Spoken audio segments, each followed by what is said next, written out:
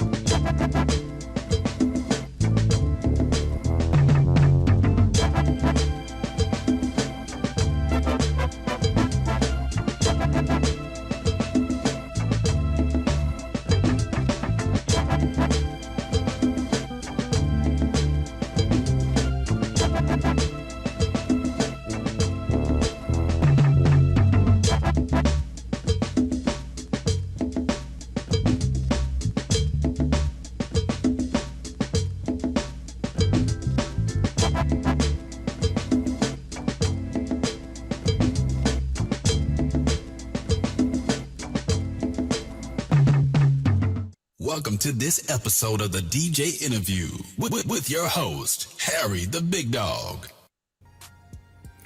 And that be me, Harry the Big Dog. What is up, everyone? I hope everyone has had a beautiful day here in Virginia. It was blazing out here today. I was going to go for a walk. I opened up the door. It was like an oven. So I just I'll do that maybe tomorrow morning. So our guest, we going West Coast again, y'all. We going West Coast again. Our special guest today, she is one of the pioneers out there in the West Coast. Let me bring her on. I just hate these long intros. Let me bring her on. Hi. How you doing today? I'm doing like you sitting underneath the air conditioner. Ladies and gentlemen, DJ Silky D is in the place to be. You caught that rhyme, huh? Right, I think I'm outdo you today with the rhyming. You are, most definitely. So, welcome everybody. Let us know who you are and where you're viewing from. We would love to know. Put in the chat right now. Okay, well, can I talk? No, I'm just about to start with you right now. Oh, okay. Sorry about that. So, DJ Silky D, let everyone know your DJ name, which I just said, duh. Your government name, if you want, and how you got started in this business. Oh my God. Well, I've always been in the entertainment. I've been in and out of the entertainment business since the age of 13, but not as a DJ. I started off as a professional model and dancer. Then got out the game again.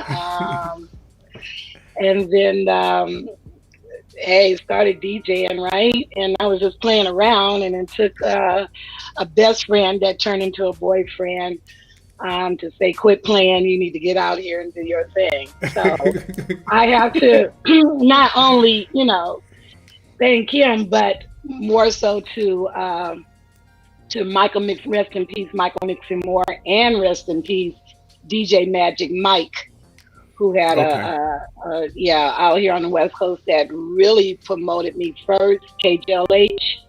Then I had rolled over into Uncle Jam's Army in the early 80s. Right. Mm-hmm. Nice. And the rest is history. I'm telling you. So, right. What year did you actually started spinning? Because it had to be records. Yeah, oh yeah. Actually, I started spinning in 78. And that's where KJLH had announced me as the world's first female DJ. But for the West Coast, since I am the first female DJ for the West Coast on the legit, they did that on KDAY for the first female mix master, as well as me being a part of Uncle Jam's Army, which I helped recorded the hit with Egyptian Lover for Dollar Freak. Hello? I lost you. I think I lost you. Oh, there you No, go. I'm here. Oh, okay. I'm here. I was just listening to you. Oh, okay. So that was like officially 1980, 81. Yeah, 80. I got discovered by Uncle Jam's Army through Gid Martin, and he was the one that did not know that I knew Roger for a couple of years. To say that, I was a female DJ and started DJing for them along with being one of the crew members for Music People. And was at the sports arena, to the veterans, to the Redlands, to Mount Sac. I was traveling with them and then officially started performing once the record had came out in 81 of Uncle Jam's Army. So then that's when they saw me perform. Of course, I was doing sexy sounds and a little bit of rap. Right. But I'm considered like the fourth down the line for the smooth, silky sounds, giving it to definitely Sylvia Robinson for Pillow Talk, and then Donna Summers for her song, and then came me. Yeah. For the sexy sound. So yeah, which was pretty dope. And then in the middle of the years, I became an audio owner. Right. So as a female audio owner, that Secret Weapon Sounds, then I launched off to start doing the concerts where I was the first female soundstage music director for the Old School Funk for 2 years. And I put a legacy out there, the first youngest DJ in history, and that's DJ Spark. Nice. Yeah. Managed her career. Yeah, I managed her career on top of owning an audio company. Feeding a neighborhood, by the way, literally feeding a neighborhood, taking kids off the street during the crack era. Right. And opened up the my 80s home was. Yeah, and that was everywhere. That wasn't just West Coast, East Coast. It was everywhere. No, yes, exactly. So I opened up my home for the youth to come in and learn how to DJ, as well as learn how to make their own equipment and having their own business. Right. So during that time, I again managed my daughter's career. I managed her with Immature. She was their female DJ. Okay. To B2K, and then you guys can check her out on the ONEDJSpark.com. The rest is history. So, very proud of her. I got a question. Hopefully it's like feminist or anything, but what was it like back in that day being a female DJ? Oh my God. In male dominated, it was just guys carrying crates. Well, that's right. And you know what? I did carry the crates, the speakers, the whole 9 yards. Oh, so yeah, there wasn't no let me help you situation. Yeah, I definitely had worked out to be able to lift the equipment up. It was definitely hard for me, for any promoter actually, to take me seriously.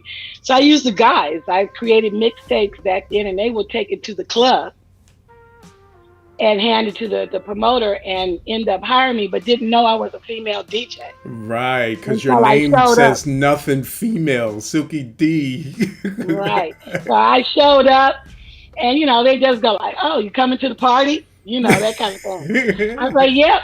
Because I wanted to come and check out the place, the environment, where I'm going to be, that kind of stuff. And when I showed back up, here I am at that time in the 80s, we had mini dresses.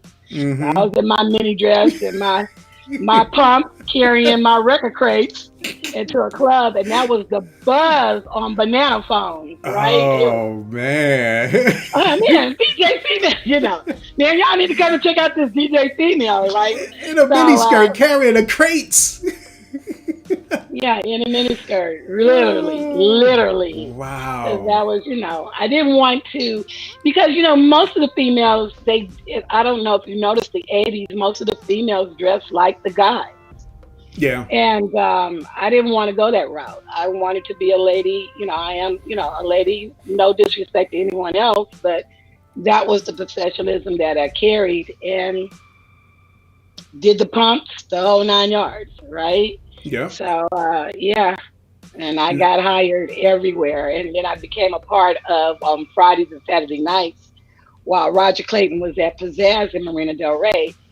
My station home was at the Big Apple in Beverly Hills on Fridays and Saturday Nice. nights. Yeah, so that's You how I was got. big time. Pinkies up.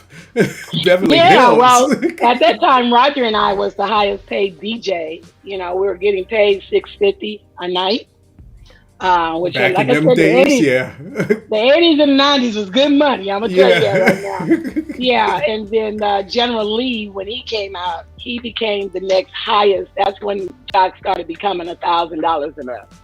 Mm.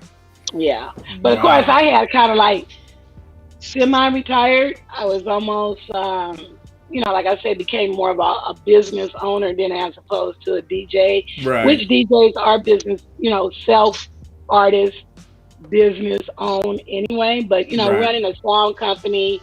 Um, Promoting the youth because I've been a community activist since a teenager. I came at the end of the era of the Black Panthers, me and Shaka Khan and a couple of others, and I had continued that legacy. That's where I transfer him over into hip hop. Right. So now Mm. I'm gonna share my screen and show you something right here. Oh yeah, my favorite record. And some have autographs. Like K Day had me in Egypt out there for 2 years Yeah. doing a community service, and I actually was autographing the free big song. If anybody got that record, like It's I'm probably telling you, worth with some money my right signature now. on, oh, extremely, Could I get extremely. one? I can't have mine. Can't have mine. I still have mine, and I don't even play it. But everybody, like Oh, Arabian sweet. Prince and all of them, they still play that record. Yeah. Yeah. So, what was your role on this? Because, as the title say for everybody who's watching, the title says the first female DJ. Let me Wow, that's rewind so that. crazy, First right? female DJ. So, what was your role on this song? I don't want to play it because I actually Facebook, was the YouTube, LinkedIn. I don't want to play it because of understand, them. understand. Actually, I was the sexy sounds and the I would say the raps with Egypt. Here we are under the stars of Venice Beach. Open your book, baby, to page freak, right? Right. And as well as me doing the moans, the sexy sounds of the moans and growls on this record. So Okay. yeah, and it started because Egypt and Egyptian Lover, were Prince fans. And kind of find out Prince was a fan of us. Isn't that something? Wow. Yeah, that was pretty deep and very humbly honoring to know that he did like Uncle Jam's Army, Right. and we were playing around at the Veterans Auditorium just making Prince noises.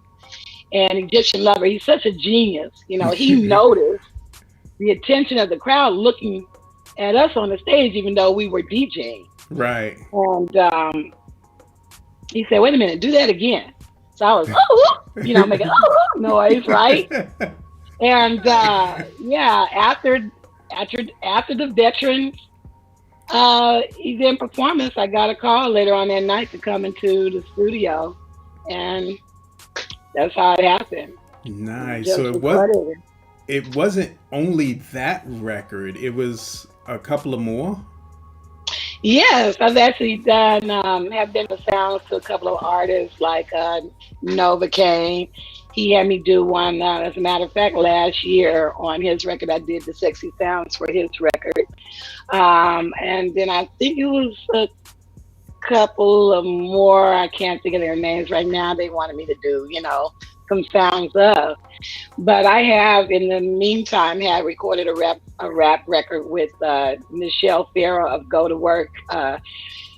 Here we stand. That's out Okay. on Spotify. It's not sexy voices. It's me rapping. Like I made the verse up and me rapping, right? And Okay. yeah, and the other two, DJ Unknown 808 Beats, where I helped. I DJ'd and engineered, and with Bobby Jimmy Russ Parr for the Big Butt song, I helped engineered on that record as well. Okay. You Yeah. got engineering in there along with the Oh yeah. DJing. Well, I study. I for the old school funk concert, they actually had the group being Steve Hirsch. Don't know if he's still alive or not. Right. They sent me up to San Diego and trained me on a 48 Yamaha engineering board. Wow. So I was pretty, happy and surprised about that, to learn how to hook up an engine. I know how to hook it up, like, Right. as well as play around with it. And then just to be a soundstage director, to run a 17-man lighting and sound crew, to be the sounds for Tina Marie, Gap Band, Daz, Confunction, Bootsy. It's pretty amazing, for my 2 or 3 years that I was out there. But of course, just being a woman in this game. It's just Uh, I'd like to. I like you. I don't know how bitter you are or anything, but I'm I'd not like you to bitter. elaborate on that. Walking into you said you got the mini skirt on, you got your pumps, and you carrying records. Yeah, What I'm what carrying was the records. looks you're getting? Like you're not serious, right? Are Very you the help? intimidating. Very intimidating. Trust me. To see a woman carry them crates was not light. Like, don't get it Yeah. twisted. Nor was the costume back in the day. Of course, you need somebody to help you with a costume because it was that long. But Right. once we had chopped it up, because my sound company, my boyfriend at the time was very good with his hands on carpentry. We our DJs were able to have their own colored carpet crates, right? And Wow. their DJ cases. So, if you wanted red, blue, green, purple, whatever, we did custom sounds for the DJs back in the day, even when it Mm-hmm. came down to their speakers for the other audio owners. Right. So, yeah, a girl, I was tomboyish and learned how to work on cars because of my boyfriend. He didn't want me to be Uh-huh. stranded. So I learned how to work on cars and Well, thank your old yeah, boyfriend. right. Because I think everybody, females included, young people included, should know something about cars, even if Yeah, it's to change a tire. That way you're right. not waiting on anyone, and these are things that you can do yourself. Yeah, not only that, females are taken advantage of when it comes down to cars and things like that, of getting things fixed. So, they don't think you know what you're talking about, Yeah, because or we what they're talking about. You could get easily ripped off getting your car repaired. So, yeah, you need yeah, you more want blinker fluid. yeah, so right. So back in the day, yes, I was very tomboyish and a part of the crew. And they literally treated me like one of the sister brothers kind of way, I guess. But talked about me like, you know, humbly and respectfully. They never disrespect me in any kind of way. They probably had talked about my features, no doubt, Right. as a woman, Mm-hmm. but intimidating in the fact they saw how strong I was. Yeah. So I didn't have anybody basically, come around me. Plus the crew protected me. Like I hear groups like MC Globe from Soul Sonic Force. He said that Mm-hmm. nobody couldn't get near me when he was coming down because I was blessed to be on the same stage with Houdini, Run DMC, Wow. yeah, Atlantic Star, New Edition, because TR, the group TR, Mm-hmm. because of the fact Ice T, of course, Dream Team, and all of them, because of course we all performed, under the Right. Uncle Jam's Army concert. So and played around and was cool. We're family to this day, so we all basically most of us know each other by our government names. as opposed to The government name. as opposed to, us calling each other by our celebrity names. So Right. yeah. So I put Silky D out there, but of course the West Coast knows my government name. Hey, could you let a few of us on the East Coast know? You're right. So if you Google me, you will Google Delphine Silky D Williams. Okay. So sometimes you might have Delphine. heard, yeah, Delphine. Sometimes you might have heard back in the day, Lady Dale. Hmm. Some of them call me Lady Dale. I say AKA on the names, right? Lady Dale. Or Dale in the sound, when I was in the concert world, they just called me Dale Hmm. because they didn't know I was a DJ. Oh. They just knew I was an audio owner, right? A woman owner that ran a crew of young men providing sounds for immature and a whole lot. I have to thank Troy Marshall from that when he was with MCA Universal, that he had a lot of events that he hired me to do at places. So I Right. got discovered by a promoter and went on the road as a consultant because he was a guy that came from Philly, won the lotto, and him and his wife wanted to get into the entertainment game. They hired a couple of people in the entertainment game, McGee, that came from Motown, and discovered me, and like, dang, never seen a woman before, right? Right. And yeah, those were the only two males out of that promotion team. Everybody else was Rick James' sister Penny, and two other females that was on the team that did the promotion for the old school funk concert. Uh-huh. Then turned around and did a TV show. Um, that was for we had called it Tonight's Live Party, which Hmm. Vibe TV picked that up, and that's when you got the Vibe TV show that came off Right. of our spook of doing that, and that was super huge. Well, so that was with Larry B. I worked with Larry B. and Carl Payne on the Tonight's Live Party television show Yeah. as their AD in sound. So yeah, I got a Wow. lot of history of what I've done, but again, for a woman, Yeah. we don't get those credits, even though I have the accolades.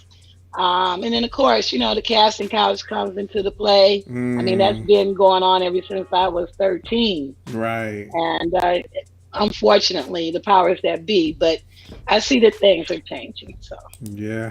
yeah, James is saying she's got a lot changing of a talent. little bit. Yeah, right. But I do more of my activism. I'm the Entertainment West Coast Director for Universal Hip Hop Museum. I am an ambassador, a UN and international hip hop ambassador for the Five Points Youth Foundation. Wow. And I am an advisor executive of many other foundations that help change the community around under all in the love of hip hop, where ex felons and ex gang bangers and the whole bit are able to get high paying job, middle class paying jobs. Mm-hmm. Um, have worked with my brother from another mother. I said my activist, General Jeff, who was also a West Coast pioneer. We had been with the homeless Skid Row situation. I started off there first and still a part of. So I'm just a secret weapon in a lot of things and For out front on real. things that I own. Yeah. I Tell, do tell. global stuff when it comes down. Power to the people. Wow. Tell us a little about the hip hop museum out there in the West Coast. Oh my God. We broke ground a couple of weeks ago in the Bronx. I suggest everyone it's the culture of hip hop. It's not music of hip hop. It's the culture of hip hop, which comes in fashion, activism, music, sports, the whole bit. To uhhm.org and see all the wonderful global things that we're doing, as well as preserving the history of hip hop through our pioneers. So that's with Rocky Bucano, LG Cutman, and of course, our biggest advocate and president of UHHM is Curtis Blow. UHHM.com. Org. Org. .org. Yes, sir. ORG. All right. I just wanted to make sure that is good. So we Oh yeah, put it's that to up on support the the culture. screen for a second there and let people soak Yeah. it in. So understand what we're trying to do. Just like if you're in SAG and after in Hollywood, which they provide medical and retirement for their actors, we're trying to do the same for the artists in hip hop. Right. On top of that, also provide low income housing to do all the things that what the community is about under the underneath our as we say, the arts, the five arts, because it goes back to our indigenous ways, believe it or not. Mm-hmm. All the way from Africa, when you think about graffiti and the MC and the DJ and the pop lockers and the break dancers. And of course, the fifth element is knowledge. So this is the culture. This is not Hip Hop Hall of Fame or Grammys or nothing like that. This is to preserve the culture of hip Right. hop, of the arts. Now, correct me if I'm wrong. They do Yeah. have a hip hop museum, but a smaller version of it right now in the Yeah. Bronx. That is the exhibits that you see, and of course, if you're out in the Bronx of New York, please stop by. Where you'll, if you go on the page, you'll also see a replica or a model of what the museum is going to be like once it's finished in 2023, I believe. Yeah, that's what I heard. Mhm. Yeah. One of the So yeah, we do guys. have a small exhibit. There is a place for you to go and visit. All there's exhibits going on and schedules is on top of the things that we're doing out here on the West Coast. So we're next, and I'm Yeah. excited about it. We're getting ready to work on us having, a UHHM West Coast West Coast. museum Yeah. out here, and then after us, we're going to work on the South. We're going to work on, just everywhere hip hop has started. So no one is neglected. I don't want anyone to think that this is an East Coast, West Coast thing. No, this is a global thing. And Right. so it's just got to start from where it began to next, next, next, next, and next. So your time is coming, believe me. This is Harry the Big Dog, and this is the DJ interview, and we are here with DJ Silky D, and she's just telling us a part of her life. So Yeah. put in the chat Living life. who you are, and where you are coming from. We got Flat Top in the Hey, building. Flat Top! What's Oh going my on? God, that's a legend right there. He was Yeah, at the Papa's picnic the past weekend. I got him in a couple of weeks. Nice, Yeah, so nice. we'll get to share his experience and everything in a couple of weeks. Oh, that's beautiful, man. That's beautiful. Oh man, Yeah. so how long was your DJ career? I heard you say earlier that it spanned a few years, but how long was it before you Well, turned it over spanned all the to way. It spanned all the way for about 14 years, actually, 15 years, 15 basically. years? In '94, in '93 and '94, that's when I had launched off into the concert world, and then basically let my daughter do all the DJing. Right. Then she's along with Cinderella and all of them in their era. Okay. It wasn't nobody out there. I think Baby G, she started in '81, but she was not a mobile DJ. She was just with a group, what I've heard. Hmm. And to the record label, no one has said what she's been in the club scene or nothing. I mean, I was mobile and in the club scene and Right. on the radio, because we have to understand that they were female DJs, but they were just radio jocks, not like myself that was out here, doing parties in the whole nine yards. Right. Yeah, so that's the difference when we say female DJs. I don't want to say like I was The I am only the one. first, Yeah. right? I'm not the only one, but what I'm saying, there were women back in the 20s and 40s, they were radio disc jockeys, not party or mobile disc, DJs. Right. I'm your first mobile club doing the party scene, being a lot of firsts, believe it or not. So that's why I think Stevie Wonder and KJLH announced me as the world's first female DJ in that perspective. Nice. Yeah. So, who So did you get on stage with? I know you said a few of them from the East Coast and the West Coast, but tell us somebody you didn't say. ah, well, shoot, I've been really Tearing it blessed. up for 14 years, right? Right. And mostly it was, like I said, in the clubs. I was at, besides the Bitten Apple, that was my home base. But started off at the really Oscos, which nobody knows about. But that's where I had met Donnie Simmons. I will never forget him speaking to me about him leaving for Washington D.C. to do Video Soul. Right. Yeah, I've been around like Michelet and Battle Cat and like I said, Tracy and all of them. But more so, me being on the stage as being one of the DJs along with the Cat crew, which is Battle Cat, Kit Kat, and Bobcat. Uh, and then as well as Roger Clayton, him DJing, and Right. Egyptian Lover DJing. So we was just happened to be on the stage together. And then especially for all our DJing events, it was multiple DJs on the same stage doing their thing. So Right. being alone though, I would have to say again, it was mostly in the club scene or doing parties. Like I've done Magic Johnson a couple of parties when he first came out here. I provided sounds for Jamie Foxx when he first came here and he was living in the Mm. valley. Uh, DJ for the Whispers, doing a couple of their birthday parties. Now you just showing Yeah, off. you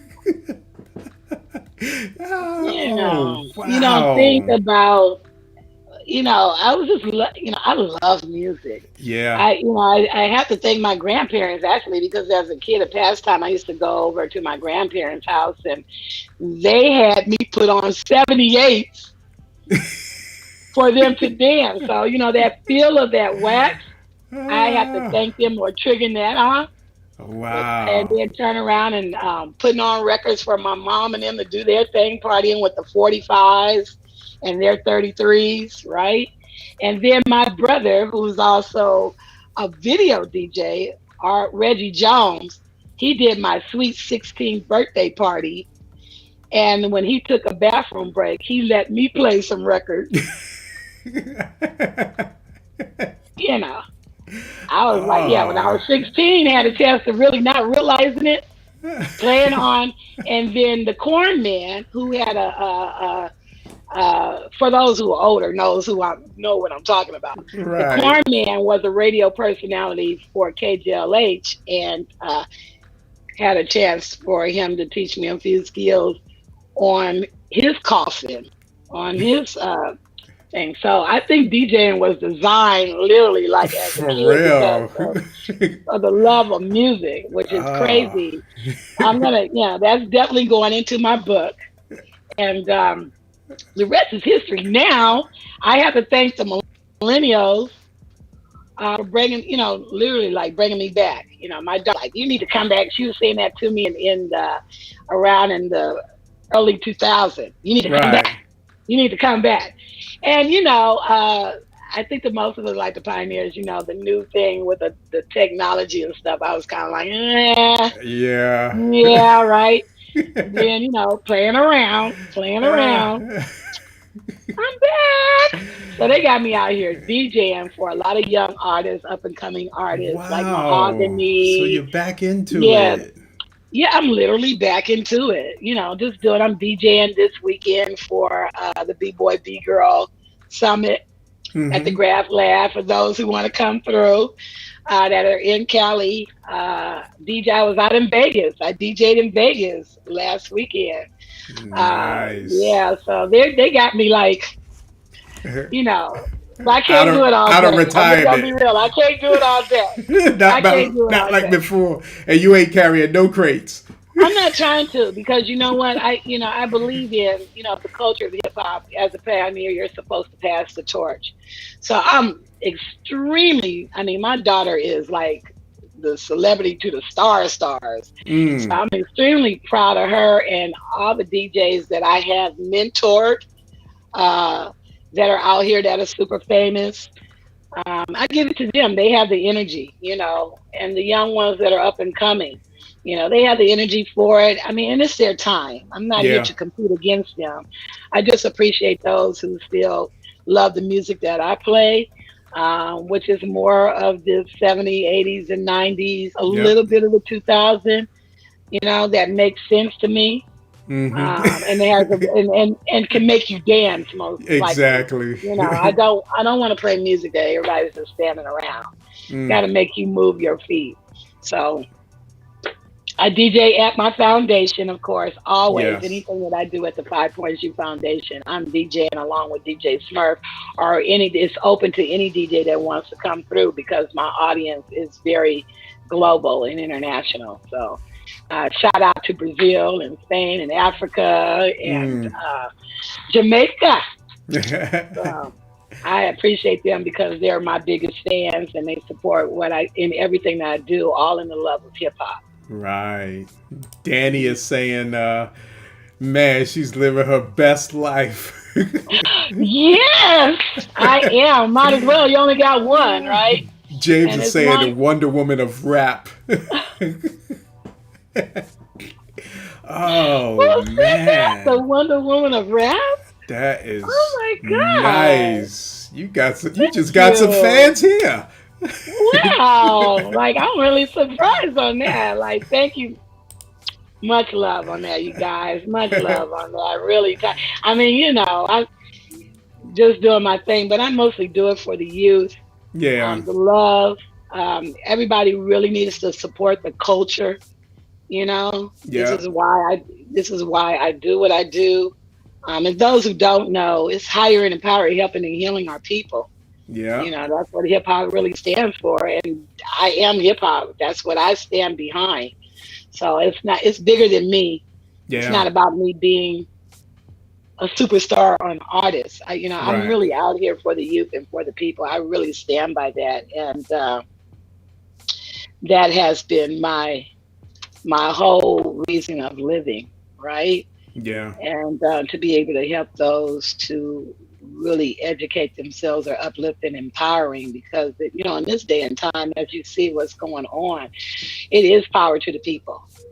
And even though the Puerto Ricans and the black created hip hop, this is a global thing. It doesn't matter what color you are, what gender right. you are, or your preferences, as long as we do it in the love and the peace, and for our generations to keep continuing to live on and make it a better place. So I stand by that wholeheartedly. So that's why if you Google me, you see so many things that I'm involved in I because of the did love. see.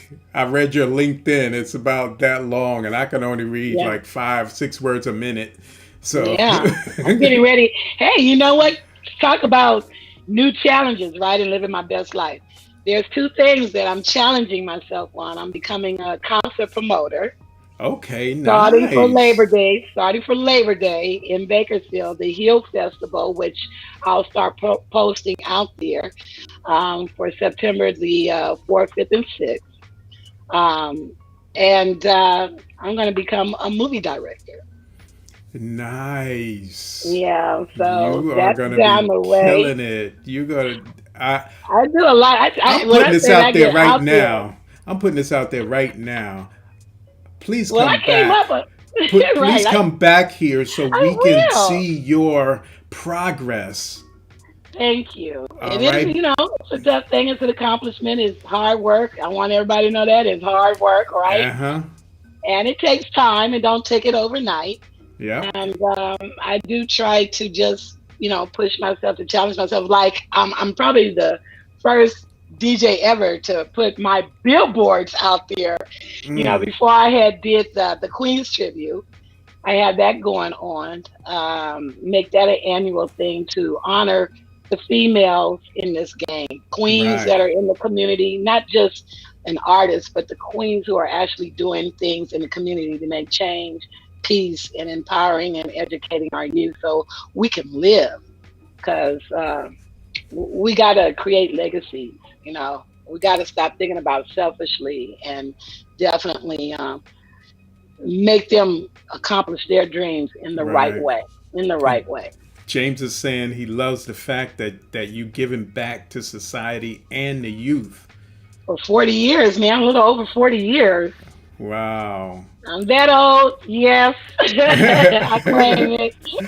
You've been in the business 40 years, but you like 36, right? Oh, thank you. I say good hair color. I Eventually, I'm wanna. gonna go all gray. Just you know, look, I just to just knock left down the mine. guys that be hitting on me, right? Yeah. I want to give a shout out to Jeff Kwan for setting this up. Yes, that's my You know, boy. Jeff Kwan, big up to you, bro. I love you. He knows I love him. Oh man. So you're you're into all of this hip hop museum, Yeah, the engineering, the managing stuff. Now you're getting into concert promoting and yes, as we movies. speak. Yeah. What else are you doing or getting ready to do or thinking about doing? Well, well, the COVID stopped me from being crowned as a queen in Ghana. So, Really? yeah, they wanted to crown me because I have a Congress, United States Congress Award for my humanitarian services. I also have the House of Representatives of the United States for my humanitarian service. So maybe I can get like Kendrick Lamar and get a Pulitzer Prize, right? You know, maybe, maybe. But Maybe. otherwise than that, I'm We grateful rooting and for blessed. you. No, you know what? I didn't expect it. That's again, that's not my goal. I really get out here to. I'm a people person. I really get out here to help people, probably because, you know, coming from a broken home, being a female on top of that, being black. I'm not gonna say African American, Right. and there's a lot of reasons why I say that is because there are white people who are African American. We have Mm-hmm. white Africans, so I don't claim African American. So, you know, all of those things that have been against me, as well as growing up in an era that overdeveloped for my age during that time, not like how it's common in this Right. day and time. You know, a lot of sexual harassment I had to deal with. A lot had to deal with also speaking differently. Um, wasn't, I guess, street enough. I learned that along the way, right? Mm. Being West Coast. Um, it was a lot of uh, roadblocks that I had to break through. I Right. think it had challenged me to break through because it gave me a goal to just be against what the guys uh, didn't expect from me. It was my way of getting them back, actually, growing up, because I was also good at sports. I had the opportunity to become an Olympic track runner. I had got a scholarship for basketball. These type of things made me survive. Um, Wow. on top of my home life. So that's why I can relate to the youth of them being out on the streets. I wanted to run away from home when I was 13. Mm. Um, or just home life. I think I volunteered everything because I'd rather have been at school than to come home. Right. And then growing up as a young woman and the relationships that I have been in, I've been a part of abuse, Mm. right? Which I'm not going to go all the way out because I'm writing my book as we speak. Right. Um, You got to pay for it and to get the real yeah, but deal. I kind of relate to the youth for what they have gone through, or what they're going through. And then I turned around and became an educator, Mm. which I was educating special ed, uh, mentally handicapped, and juvenile court kids, where we had Bloods and Crips in the same classroom. That made me more so literally feed a neighborhood when crack came into the play. And I saw how Wow. I was catching kids not going to school because they were worried about their parent who was on drugs selling their food stamps. Mm. So, and I was like, hey, I want you to go to school. I'll hire you. I hired them on the weekend to cut my lawn, Yeah. or become a crew grip to help me with the equipment, as well as them learning how to be DJs and stuff. So didn't realize that I was creating a school as we speak by literally feeding the neighborhood. My neighbors thought I was a drug dealer because I had so much. They told me that I had so much traffic going in and out. Right? They saw all the cars, and they But it literally was thought for I a was a good drug dealer cause. Yeah. until they found out that I was actually providing a home for kids to go and be safe and to not gang bang, giving them another alternative than gang banging. Yeah. So, yeah, I did that. And then even before that, I actually housed kids that was being physically abused and stuff, where as a teenager, where Mm-hmm. this is where my activism as a Black Panther came into the play. My mother didn't even know I was hiding kids underneath my bed, Wow. for them to be able to stay at a safe place at night. So Yeah. it was just in me. I loved kids. I actually wanted to have a dozen, but that didn't turn out. Uh, Ah. of my own. So Have you been, just got the one, the daughter? yeah, I have plenty of godsons out there, plenty of goddaughters out there who are DJs just as well as doing wonderful thing in this game. So that's how I'm super blessed. Like, how did Silky D get all of this? Hey, Mm-hmm. from the youth, I guess, that I'm being blessed by, who I have mentored, who I have helped, who I have given them some knowledge or some advice. Because when you are a queen, the queen title means that you take care of the community. Mm. See, queens are not just because, you know, I'm hot, I'm Yeah. a female, the whole bit. Yeah. Queen and king's responsibility is the community. And I just happen to be one of your hip hop queens. Nice. James is saying, Yeah. great listening to this intelligent queen that you brought Oh, that up. yeah, because everybody all of a sudden, I'm a queen, I'm a queen. No, you're Yeah. not a queen. I'm just here No. to say there is responsibilities to being a queen. There Yeah. really is, just as well as the responsibility of being a king. So I always say there's a difference between a dad and a father, Uh-huh. right? Because a Yep. dad is just your dad. A father fathers other children. Like, it Yeah. takes a village to raise a child. And that Yep. is the oldest African proverb. And guess what? On top of that, when an elder dies, a library is burned to the ground because there is so much knowledge in our time, and Knowledge. Yes. what we went through may not be that, because I'm learning, trust me. We both learn from each other. I learn from the young people, just like they need to learn from us, because as you see what's happening to them, in this past 2 years, they never thought they had to deal with racism. They Yep. never even heard of it. We're the ones who went through that. We're the ones who Yep. know all the signs of it, right? Whether it's Mm-hmm. hidden or whether it's in our face. You need to get real history for those who have been here before, Yep. because we lived it. And Definitely. during this time, you're getting, I got to give it to Trump. There is fake news, fake media, fake books. You're not Yeah. even getting, as you can see, you don't even have real history. So why not get the real history for those who have paved the way, not only lived it and survived from it. Yep. So, yeah. I'm Jamie is saying awesome. Oh, DJ wow. Thank you, Jamie. DJ Fame is saying fantastic. Big up to you guys. Oh, wow. Thank I'm you I'm so really much. into that history too, because a couple of years, well, not a couple, but back in Right. 2007, 2008, I started doing my family tree. Nice. And exactly what you said, you got to talk to the elders to know that a cousin was with a cousin and they had a kid. Yeah, that's But true. that's how it was back in the days. That is true. That's what kissing cousins were about, right? Yeah. But now these days, nobody know how they're related to each other unless you do your ancestry. You'd be Yeah. surprised with some names popping up on your Yep. DNA. And for you to know, I think it's best because I feel that it can avoid a lot of birth defects.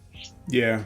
I think birth defects have come in because you don't even know that you're mixing in your blood of the same coming from Right. those genes. Because in my time, for you to get married, you had to take a blood test.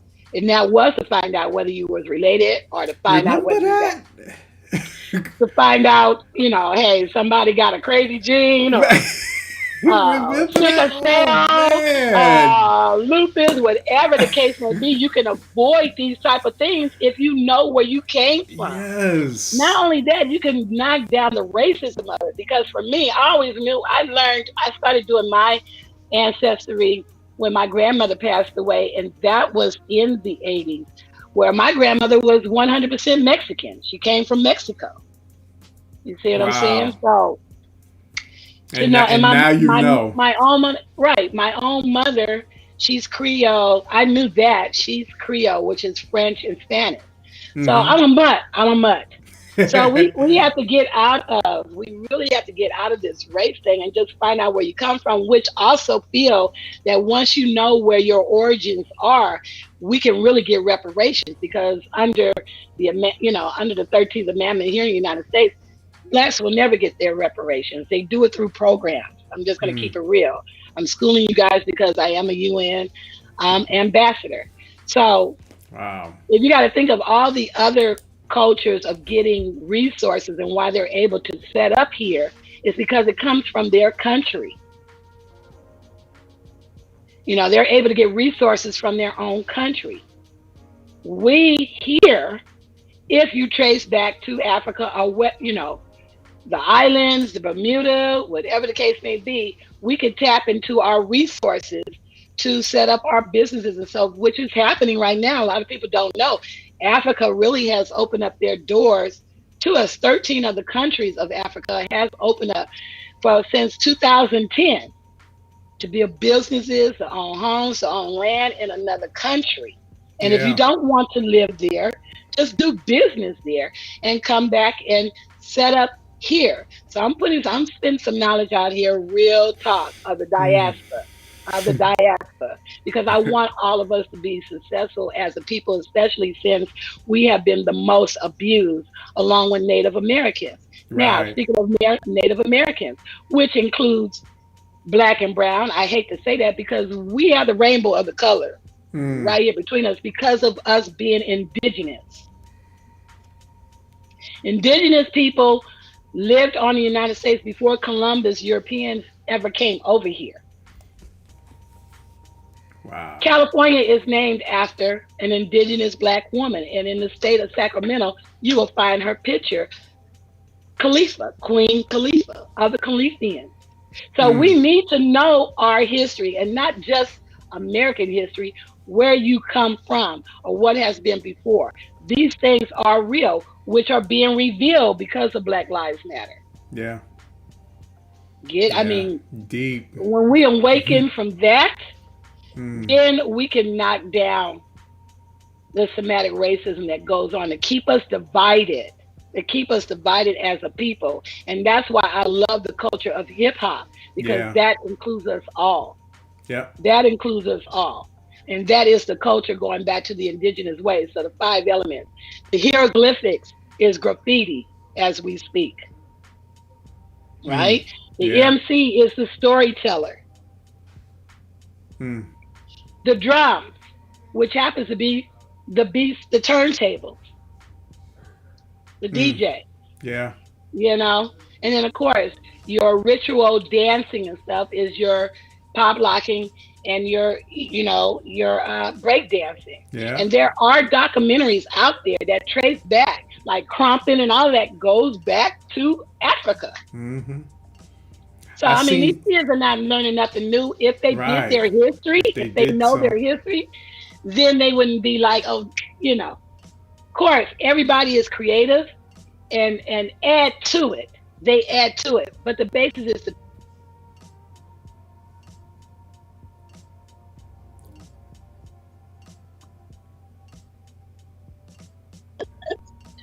yeah. Okay. You must have hit it. Oh Oh yeah, man, yeah, that you will. is that Yeah, is 'cause a lot so. of people. Yeah, Oh, okay.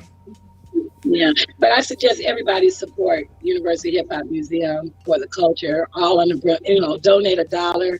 See all the great things that we've done. We not just want to preserve the history, but we want to preserve your history.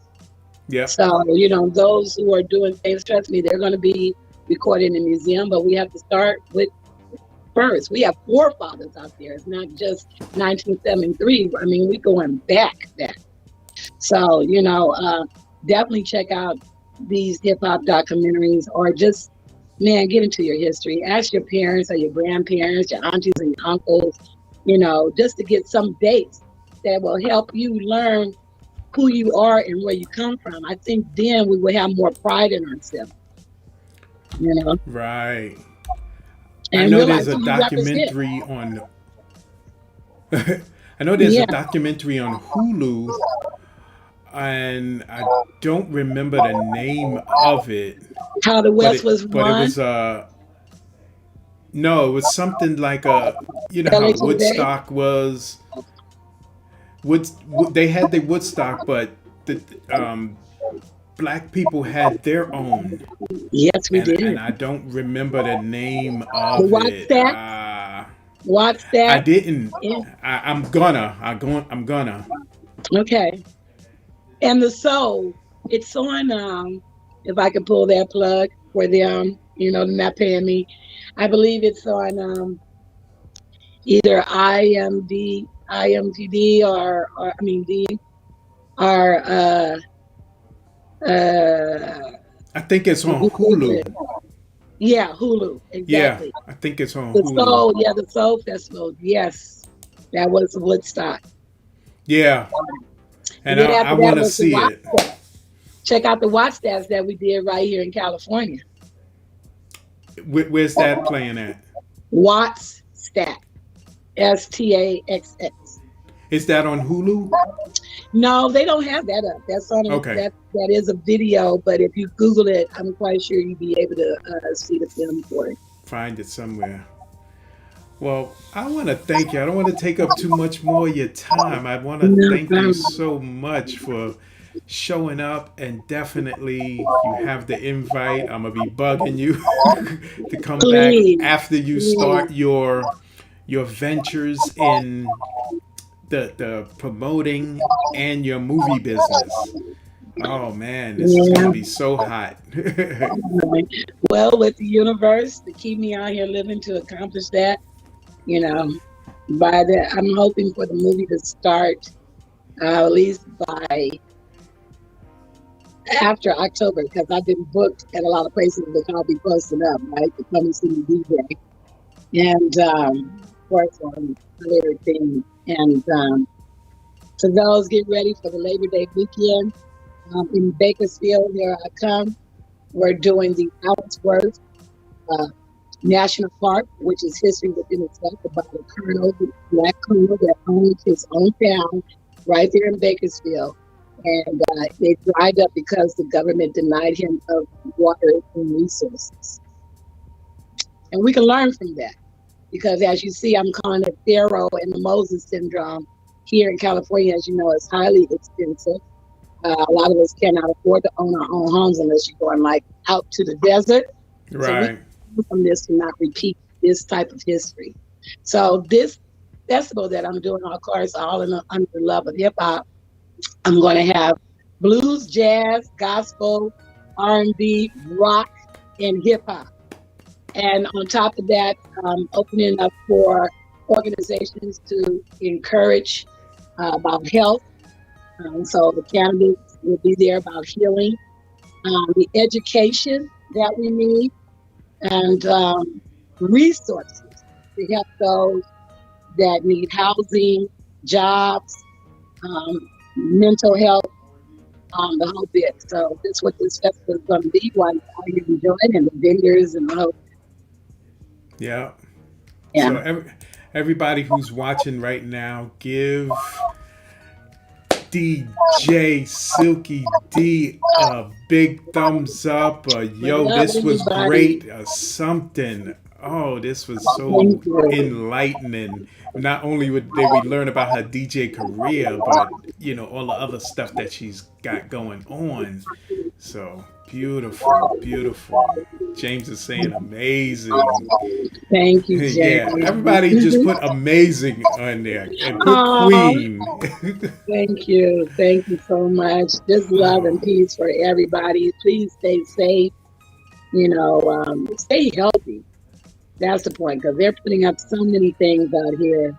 You know, I just want everybody to be safe and healthy, and many prayers out there for families who've lost, just as well as many prayers out here for those who are getting their grind on their hustle. Because yeah. and understand it's not about you; it's about everyone else. I got something for everybody to think about. The Bible didn't stop with 44 books. We create the Bible every day. Who are you? Mm, deep. How you want Deep. to leave this earth? What story Yeah. you got to tell? How you want to be in the book? That's all I got to say. Yeah. I'll talk to you offline when we get off this about I some look of that forward to stuff you're talking about. DJ Herbalist is saying thank you. He's one of the DJs I interviewed from Canada. it. Nice. Hey there, yeah. Shout out to Canada. I love Canada. we They got a number one station out there. Got it going on. Flat Top said every legend has a true story. So thank you so much for your time. How can people stay in contact with you? Definitely go to One Such Queen. You guys on Instagram. That's my quickest way. DM me. You can go on Facebook, which is Silky D Williams at Facebook. And let's see. I'm out that there. Look, that's I'm just out there, but definitely Instagram. I'm able to get hit up. Intellectual. You can go to Z Black Hearte. She is my creative director, Latanya Allen. She's dope as I don't know what. I work with the young people. They keep me going. That's all I got. yeah. So pretty dope. I'm glad to have her on board, and definitely shout out to all my West Coast pioneers, Battle Cat and Arabian Prince, Lonzo Williams. Just everyone Yeah. has been a part of my life. General Jeff, a part of my life. Definitely my DJs that are around. All the guys who have the different radio stations. You know who you are. I love you, brothers. And the artists that are in the culture of hip hop that are along with me. I call them my gladiators, my soldiers, and my kings. I thank you, and definitely shout out to United Hood Nation, Brad Carson.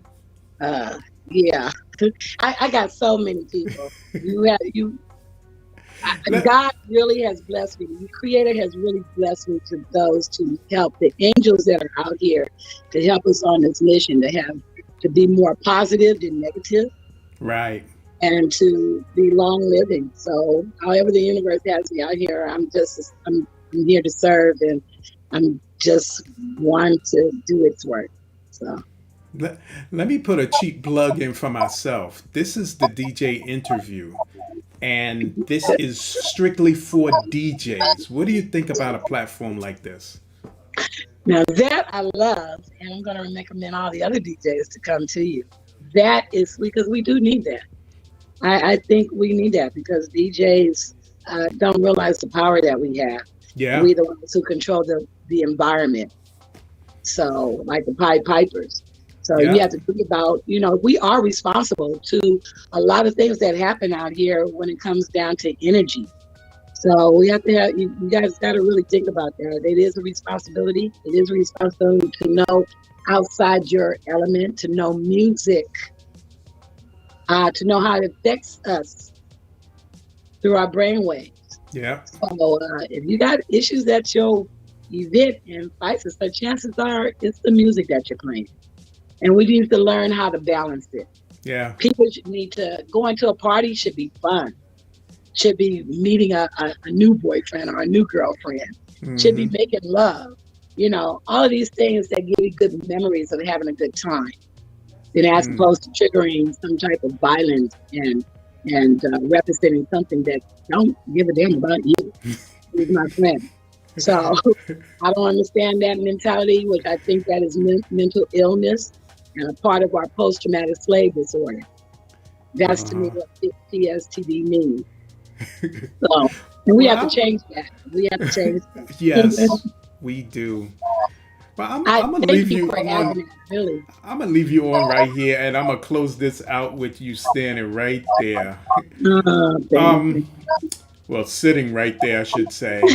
You know, music is one of the things that can make you mad, make you sad, make you glad, make you happy, make you angry. You know, it can give you teaches you some stuff that you can avoid or learn. Yes. Get your Mac on. Yep. Know how to romance a chick, right? That's where we come from. These guys knew how to romance a female. Feel me? Yep. So I'll just deal with a breakup. So, wow, yeah. It's pretty hard. Very powerful. Yeah. That DJs don't realize how powerful they are. That's why everybody needs a DJ in their life, right? Mm-hmm. Yeah. Definitely. I'm gonna use that one. I'm stealing that one. And y'all heard it right here. Yeah, y'all need a DJ in your life. This is Harry the Big Dog, and we are always here on Tuesdays, 8-ish Eastern Time. That is 8-ish Eastern Time. Not 8 o'clock, not 8:05, but sometime between 8 and 8:30. This is Harry the Big Dog. This is Harry the Big Dog, and I am out of here.